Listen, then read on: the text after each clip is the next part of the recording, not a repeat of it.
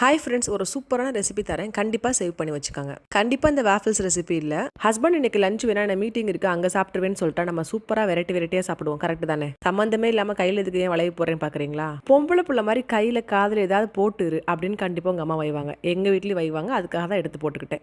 காலையில் எந்திரிச்சு அவசரமாக குக் பண்ணணும்னு அவசியம் இல்லை. 4 பாட்டை போட்டுக்கிட்டு பொறுமையாக குக் பண்ணலாம். கீ போட்டு ஜாய் ஜீராவோட சேர்த்து பட்டை கிராம் ஏலக்காயும் போட்டு நல்லா வதக்கி விட்டுக்கோங்க. மல்லி புதினா பச்சை மிளகா கேஷ்யூ என்கிட்ட இல்லாதனால பாதாம் போட்டுக்கிட்டேன். கொஞ்சம் கருகாப்பிலையும் போட்டு நல்லா கொரகொரப்பா அடைச்சு எடுத்துக்கோங்க. கொஞ்சமா இஞ்சி பூண்டு பேஸ்ட் மட்டும் போட்டா போதும். முத நாளே மறக்காம ஊற வச்சிங்கன்னா பட்டாணி போட்டுக்கோங்க. அப்படின்னா ப்ரொக்கோலி, அப்படி இல்லைன்னா பன்னீர், இப்படி எது வேணா போட்டுக்கலாம். மறக்காம பட்டை கிராம் ஏலக்காய் பொடி கொஞ்சம் சேர்த்துக்கோங்க. கொஞ்சம் உப்பு போட்டுக்கோங்க. மல்லி புதினா கொஞ்சம் எக்ஸ்ட்ரா சேர்த்துக்கோங்க. ஸ்மெல்லுக்காக செம்ம சூப்பரா இருக்கும். பேசிக்கான இன்கிரீடியன்ஸை போட்டுட்டு உள்ள உங்க பிள்ளைங்களுக்கு எந்த மாதிரி வெஜிடபிள்ஸ் நீங்க சேர்க்கணும்னு நினைக்கிறீங்களோ கண்டிப்பா அதை சேர்த்துக்கோங்க. எதுவுமே சேர்க்க வேணும்னு நினைக்கிறீங்களா? சூப்பரான மின்ட் லீஃப் ரைஸா இருக்கும். செம்மையா இருக்கும். கண்டிப்பா ட்ரை பண்ணி பாருங்க. லஞ்ச் பாக்ஸ், டிஃபன் பாக்ஸ் செம்மையா இருக்கும். லாங் டிரைவ் போடும்போது புளி சாப்பாடு, லெமன் சாப்பாடு சாப்பிட்டு போர் அடிச்சிருச்சா அப்ப இது ட்ரை